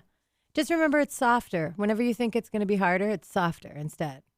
La biblioteca. Biblioteca. Yeah, that's it. KRS, right, is what time is it? Exactly. Okay. And that's almost perfect pronunciation. You nailed that. Well, this is easy. And it's even easier than like quelle heure-t-il, which is French for what time is it? Oh, okay. I was going to say, I have no idea what you just said. But if you saw it written out, you would be like, oh, Heures. Oh, hours. Your Latin mind would kick in, I think. Yeah, no, I have faith in this. I think that's literally all the Spanish I remember. You know pendejo. Pendejo? Pendejo. No, I actually don't. I have no idea what that is. Oh, it's kind of like slang. It's like an insulting slang. Oh. Mm-hmm. I'm too nice to know those things in Spanish. But it's really popular. Really? I bet you might have heard it. Not that people would say it to you. I would hope not. If someone said that to me, I'd be like, whoa, I don't remember much Spanish, but that sounded mean. And adios, you know well, everybody, that doesn't count. Everybody knows adios. Yeah. No, not everyone. Who doesn't know adios? I don't know. Probably Japanese people that are 9. Okay. Well, everyone except Japanese people that are 9. They get a pass. You can't expect them to know. I think Japanese would be my next. I would like to understand kanji, the written kanji. Wow. Because then I could get a leg up on Chinese and Spanish and Japanese. So. Wow. So is it, how do you learn these languages? Honestly, I learned Portuguese because a lady lived in my house who didn't know English, and I love talking. Yeah. And I spoke to her in Latin and French and Spanish and figured out how to speak Portuguese with her. And she would tell me whether I was saying it right or wrong. That's incredible. So something about the brain you're wired, the way your brain is wired, obviously you're able to. Yeah, from a very young age, I was speaking Really? French and English. Isn't that the key, though? It is. You when you start learning Yes. second and third languages at a young age, Yes. you're able to learn quicker. Yeah, and also, yeah, you don't mind having different words for the same object. Oh. But you have different words for the same thing. You can say, Right. I'm happy, I'm elated. Right. You know, like we do it. We just, when you are little, they say that after 50, it's almost impossible to learn one more language if you only have one. But people have proven that wrong over and over and over again. Yeah. Yeah. You know, you might not dream in that language, Right. you know, or you might not accidentally, like when I see sugar, I never don't think sucre, ever. I don't think sugar at all. I think sucre every time I see it. What is that? What language? Sugar, French. In French. Okay. But so close. So close. And February, how we say February, that's like saying Brett Favre. It's wrong. Yeah. It's just wrong. I had an English teacher, Mr. Phelps, who said, no, you are supposed to pronounce the R. February. It's subtle. Yep. But it's supposed to be there. Yeah. And my mind fights against that. And Yeah. it says février every time in my really? mind, which is French for February. Okay. Because February sounds weird. Right. Right. Sounds like brewer. Jenny says everyone overseas speaks at least 2 languages. Yeah. Yeah. Well, I think too, in a lot of countries, they learn English, out of necessity, for business reasons and whatnot. And England was effective in their colonialization. yes. Yes. Definitely effective. Oh, yeah. And they learn other languages there too, because if you live in Europe and you drive to Ohio, you're already in Germany. Yeah. And if you drive to Arizona from there, you're already in another country. Their countries are so close together. Yeah. That it would be, I mean, we almost have that. When someone's out talking to you like this, like that's really almost a different language, Right, isn't it? right. Isn't it? Yeah. And that's just about the same distance away. We have, in a sense, separate languages. I think, though, because of Brexit, they're going to be forcing people to unlearn some of these extra languages. Well, I mean, they outlawed Irish. Mm. That was unfortunate. What do you mean they outlawed Irish? Irish schools were paid and bribed, and basically, like, food was stolen from Ireland. Potato famine that wasn't real. Oh. They shipped out all the food that was good and only left the people with potatoes, and then gave the schools and the townships money not to teach Gaelic. I didn't realize that. No kidding. It's like an ethnic cleansing in a way. Oh, interesting. Rough. I'm Irish. I should know that. Well, and Éireann go brach is Gaelic for Ireland forever. Oh, is that what? Okay. Yeah. Because I've definitely heard the phrase. But Pokemon. I didn't know what it meant, though. But I've seen it on T-shirts around St. Patrick's Day. Yeah, Éireann go brach. And on St. Patrick's Day cards. Yeah, because I think Ireland is really Éireann. Right. If your name's Aaron, Yeah. your name's basically Ireland. Right. It's E-R-I-N. That's interesting, though, about the potato famine. Yeah, it's rough. So the Brits. I bet the 144,000 got the good food. If they were already dead, they wouldn't need it, though. That's the thing. Good point. Like Moses and stuff. Yes. And they don't actually say whether Moses is up there. There was some contention about that in my Kingdom Hall. Really? Yeah, they were Moses? wondering. Well, I mean, Jehovah's Witnesses weren't even around then. So a lot of people bring that up. Oh. Right. Like, where you get your information from. How did the Jehovah's Witnesses come into being? I wish I knew more, but I know that in 1910 it was started. Really? And I don't think it was as crazy as somebody making a bet that if they made a religion, a bunch of people would believe it. I don't think it was like an L. Ron thing. Oh, okay. Not publicly. Yeah. But I think it was, their big thing was, we know Jesus was killed on a torture stake. Arms above over his head, 2 nails, not a cross. And that's why we're right. So that was just the only killing in the history of the Roman Empire where they were like, let's just not do the other stick. Like, what are they doing? I don't know. That's one of the reasons why they say they know they're right. Because they know he died on a torture stake and not a cross. It's weird. There's a lot of little chewy bits about them. But they just kind of know? They don't know, but they say they know. But they say they know. They say they know. But that's true of all religion. Everyone thinks they know. It's money. Yeah. If you don't give it's a 20% business, yeah. of your income, they mention it publicly. Do they? Yeah. Oh, really? Yeah. The donation box is not a donation box. Oh. So you give 20% of your income and you spend 80 hours a month in service. Oh. Or Wow. 40, I think, is a pioneer. 40 hours a month knocking on doors. Are there quotas like Yes. knocking on doors? And Yes. Yeah. If you're a pioneer and you get less than 40 hours in that month in service, then you're not a pioneer anymore. You're not called a pioneer. It sounds like multi-level marketing. It's like Amway. Wow. Because Yeah. if you bring someone in, like you were talking about eating at Memorial Day, Yeah. there's usually some dude with a jean jacket and long hair in the back that somebody dragged into Memorial Day who eats the crackers because Right. he doesn't know any better. you know? Right. That would be me. I'd eat the That's you. crackers. Yeah. I can see it. Yeah. And that's the thing. Like if you bring in a new person, you do level up. Yeah. And then you study with that person, and then they're your underling, and then they bring some. You know those circles women It really get involved is. with. It really like, is like Amway. Pay $5,000. And Yeah. Get 40 grand back. Yeah. It's so similar Wow. to Mary Kay, Amway, Pampered Chef, Yeah. all that. It's very similar, tiered. So it's good training if you ever want a gig like that. If you ever want to be part yes. of a pyramid. And also if you do like public service work where you're knocking on doors canvassing. Yeah. When I worked for CLCV and ACLU and Peace Action in California, I was always number 1 or number 2 for my quotas. Yeah. Because I could knock on any door, have a conversation with any stranger because the J-Dubs totally trained me to do that from a young age. Well, that was something. I have a lot of Positive. takeaways that were good. Yeah. Yeah. Yeah. Jenny says Prince must have been worth top tier. Yeah, because Prince was. He was a J-Dub. Yeah. We went through phases of not being able to listen to Michael Jackson because he grew up as a J-Dub.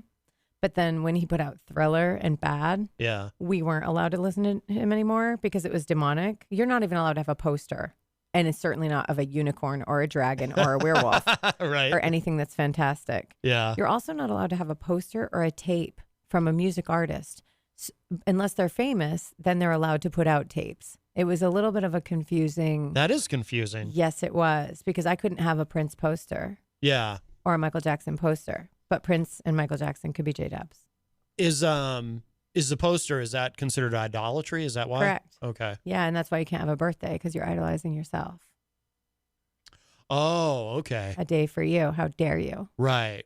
Mm-hmm. So there's no holidays at all? No, the only holiday, because Holy Day obviously is a Catholic invention. Right. But the only day of that ilk would be that Memorial Day where you ate the crackers and you weren't supposed to in our dream. Oh, yes. Yeah. I would have a hard time not eating the crackers. They're just saltines, though. They're so lame. Jenny Björklund. Right. I was close. She says, I need to teach Holly some Swedish. Yes, please. And Raven Spine says, I love that name, too. that is a cool name. Ravenspine. It started with Charles Taze Russell in the late 1800s. Oh, so that's how it started. Yeah, I know him, and I know that part. But did it get solidified in the late 1800s, or was it 1910-ish? I don't know. I like having the fact checkers here, though. This is helpful. Yes. And I love having a fact checker named Ravenspine. That is a cool name. It's so awesome. I love that name. Rob Dion says, if it weren't for Hillary's damn emails, referring to the Facebook Live situation. Yes. Yeah. That's probably. true, too. Yes. And Benghazi. Let's not forget that. We can't mention the emails without mentioning Benghazi. Oh, Ben. Yes. I think Benghazi has something to do with the Facebook Live situation. That's insanity. I know. Well, we should before we run out of time, Holly, and this has been wonderful, and you're welcome anytime. But we should make sure, because I don't think we talked about the Patreon yet, right? I just kind of started it. It's new. Yeah, but you're releasing. Is it a song a month? One song a month through Patreon. Yeah. So if people want to join for like $1, they can. Just know that it'll be like $1 a song, you know? Yeah. But typically I wouldn't release one thing a month. I'm just doing that this year. Oh, okay. I've released things through Patreon for free because I felt bad. And people that were paying were like, listen, you have to press the button that says make us pay. So anyway, it's just my name. So it's patreon.com/Holly Brewer. Okay. And then, and that is, the new one's already out. And then, hollybrewer.org is my website. Okay. Com was already taken. but there's nothing there. Really? But I don't care to talk about it to whoever it is. I don't want to write to them and be like, hey, can I have my name site that has nothing on it? Is it possible the J-Dubs bought that domain to screw with you? It says that somebody from Jamaica Plain owns it. Aha! And I used to live there. Oh. So I don't know if it's somebody that... Really? Yeah, I don't know. I don't know. I don't know. Yeah. Here's the plot thickens. Yes. So it's hollybrewer.org. .org. Yeah, and then, Facebook, stuff like that. I try to keep up to date on Instagram and Facebook. Yeah. My Instagram is Holly Bruja. Oh. Because it's just a thing. Was Holly Brewer taken on Instagram? I don't even remember. Oh, okay. But Bruja is like everybody who has the last name Brewer always just goes by Bruja. Which in Spanish means witch. Oh. But it's spelled with a J. Oh. And Bruja in English just means party. You know how that means. We're going to have a brouhaha. Oh, right. Right. So I just did BREWHA. Brouhaha means party? Yeah, we're going to have a brouhaha. Well, maybe it's a Canadian thing. It might be my Canadian coming out. Yeah, because I thought brouhaha meant more like an uprising or, well, I guess that could be a party. A brouhaha. I think brew, beer, haha, party. That makes sense. I'm not sure the etymology. I don't know. I'd look it up, but I don't even know how to spell it. BREWHA. But that's brouhaha, not brouhaha. Oh, would just be HAHA. Haha. Oh, brouhaha. But bruja, I think it's BROUJA, is a witch in Spanish. In Spanish. But okay. my spelling is atrocious. Oh, okay. So don't go by. I'm almost illiterate in almost every language. Almost. Well, except you can speak them all. It's true. And I don't know how to read music, but I can speak music. Yeah. Yeah. So Well, that's not unusual. No. And it's nice. I'm glad that I don't have to be literate in music. That would stink. Why? Because then, I play with people who play violin and I sing the line to them and then they do it perfectly. Yeah. I never did learn how to read music either. I have a pretty good ear. I can, I play bass and sweet. You didn't even tell me. Most of the bands I've been in, if I have to learn a song, like I'll learn what the guitar player does. Yeah. And I'll mimic that. And then once I have that down, yep. I'll kind of start doing my own thing and deviating from that. But yeah, I never did learn to read music. I just doesn't. But I'm also not good at math. And I think there's a connection there, just the way my brain is wired. You're right. I think if I were better at math, I would understand theory. I like how you're thinking with this because it gives me peace. Algebra, I'm terrible at, and geometry, I'm fine with. Oh, really? Yeah. Yeah, I'm bad at all math, algebra and geometry. I took geometry in high school. This is so silly. It was my sophomore year. I took geometry in high school because knowing I was bad at math, I figured, well, geometry, it's shapes. How hard can it be? It's easier to me. Well, to me, it wasn't. I thought it was going to be. And then I was like, oh, no, it's still math. There's algebra in it. Yeah. The algebra hides in it. But algebra has these like 5-6 tricks. Yeah. And they don't really do anything else. Yeah. If you can just nail those tricks, you're good. Yeah. But we have calculators, so. Yeah, you don't even need math. No, we should teach how law. Yes. Instead. I agree. How bills become law. And how to balance checkbooks and why pay taxes and how. I think in school a lot more could be covered. Right. But that's another day. Yes. So the website is Holly. Oh, and I've got it open right here, hollybrewer.org. And you've got the album up here for people to listen to. Yeah.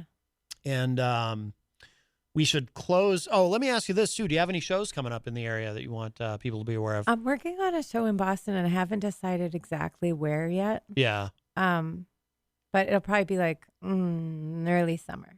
Okay. For this region.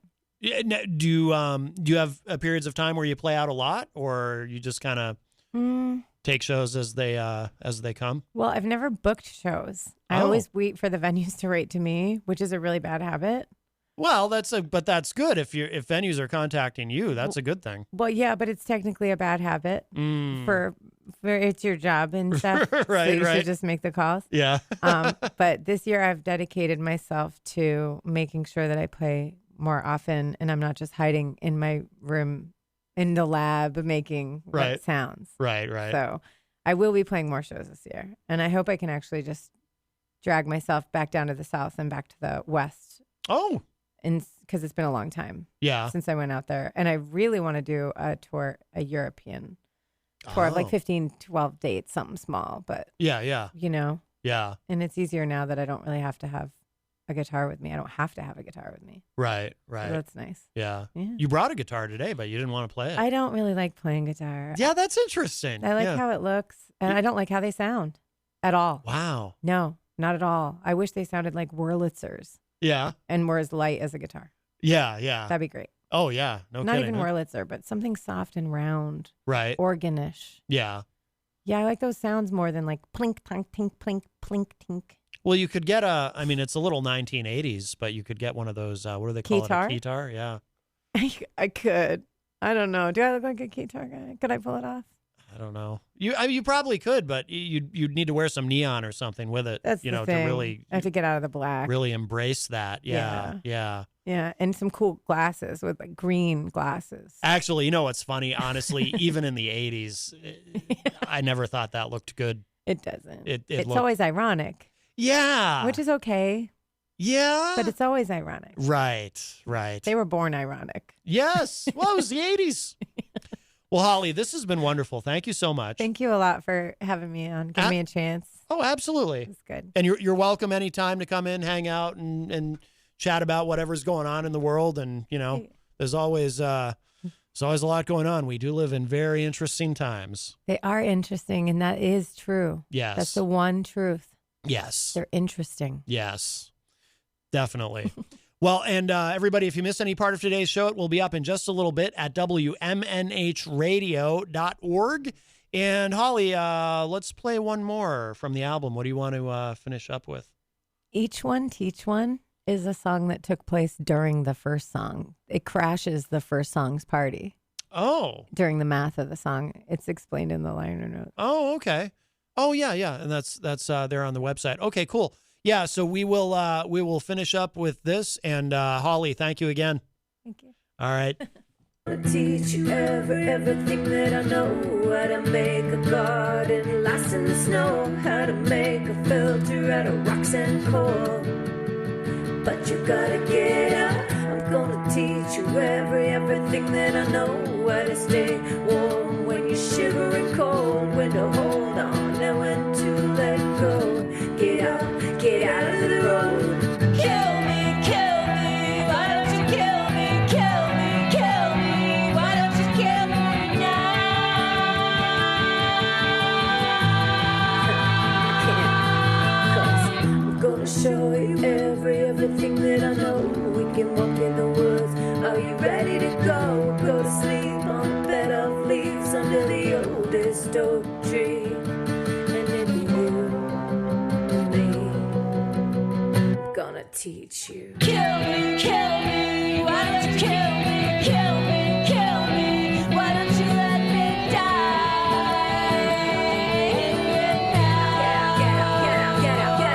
Get out. Listen, kid, you gotta see, I'm you, and you're me. I can't explain it now, but if I let you die, then I'll disappear. I kinda like it here, so you better get through this. I'm living proof that you can do this. You gotta trust in me. Give me your hand. Get out